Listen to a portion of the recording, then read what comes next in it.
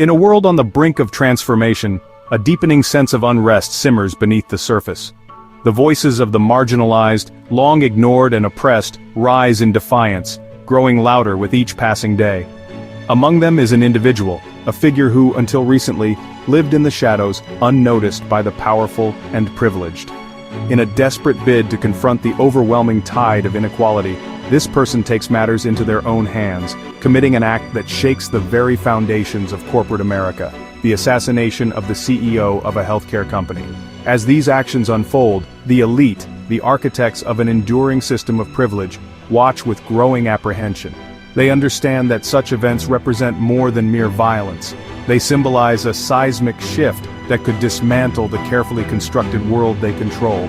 And in response, they will stop at nothing to preserve their power and maintain the fragile balance of control they have fought so hard to establish. The first response is simple: control. As public unrest rises, the elite will push for heightened surveillance. Eyes will watch from every corner. Social media platforms, protests, and community groups will all fall under the watchful gaze of powerful surveillance systems. AI algorithms will track conversations, predicting unrest before it escalates. In the name of security, they'll ensure that no radical moves unnoticed. Anti-radicalization programs will follow, a deceptive mask of concern for mental health. In reality, these programs will serve as a tool to divert those on the edge from dangerous ideologies, pulling them back into the fold of the existing system. But surveillance alone won't be enough. The wealthy elite know that to truly protect their empire, they must turn to the law. New, stricter laws will be passed: anti-protest measures, limitations on free speech, expanded police powers. Dissent will be criminalized not through brute force but through the legal system. High-profile activists will face litigation, bankrupting them, silencing their message. Leaders will be discredited through defamation campaigns. The legal machine will grind down resistance, ensuring those who challenge the system cannot sustain themselves. When power is threatened, the elite know the importance of optics. Public relations campaigns will be launched to reframe the narrative, painting the wealthy as saviors.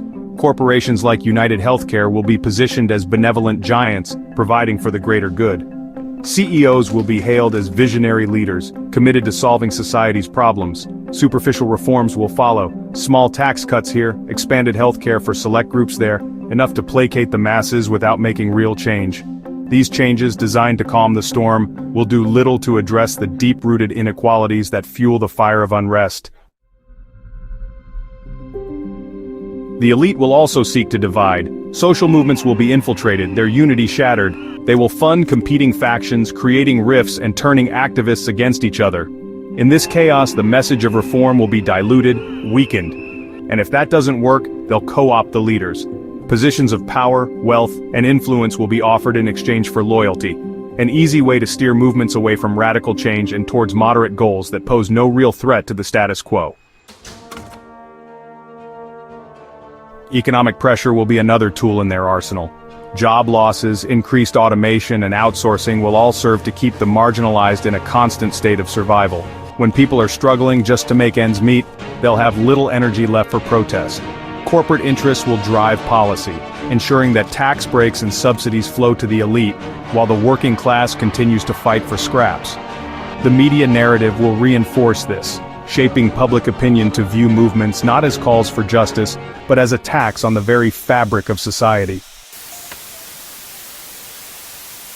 Through media control, the elite will shape how the world perceives movements for change. Fear will be amplified. Activists fighting for justice will be branded as unpatriotic, violent extremists. Any disruption of the status quo will be portrayed as an existential threat to national security. Cultural and racial divisions will be stoked, shifting focus from systemic oppression to divisive issues. The elite know that if the people are divided, they will never unite against the true enemy.